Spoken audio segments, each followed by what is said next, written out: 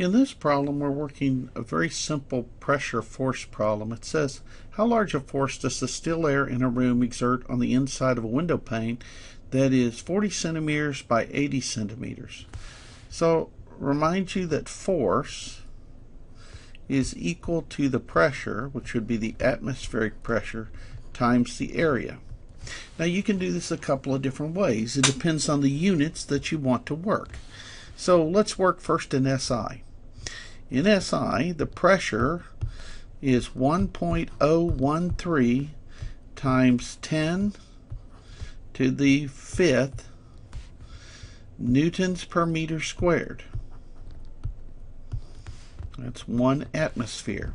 We got to multiply that by 0.04 meters times 0.4 meters, not 0.04, 0.4 meters times 0.8 meters.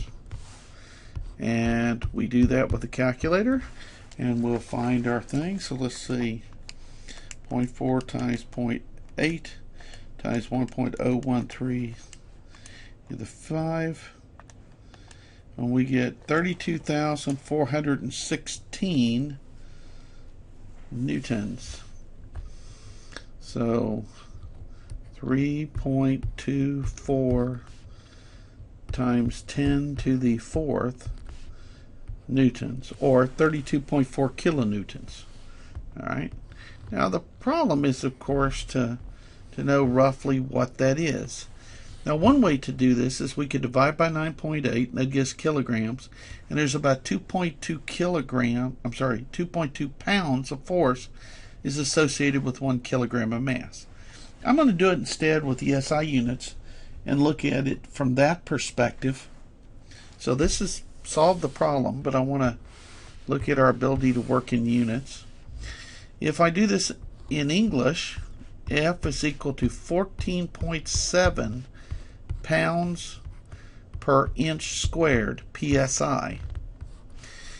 In this case, we'll want to leave this as 40 centimeters and 80 centimeters, but there is, in 1 inch, 2.54 centimeters. And I want to square that. And if I look at that, I see that the centimeters and the centimeters are canceled by the centimeter squared, and the inch squared is canceled by the inch squared here. So I'll end up in pounds of force. Punch that into our calculator. 14.7 times 40 times 80 divided by 2.54 squared. And we get that it's approximately 7,291 pounds. That's a lot of force.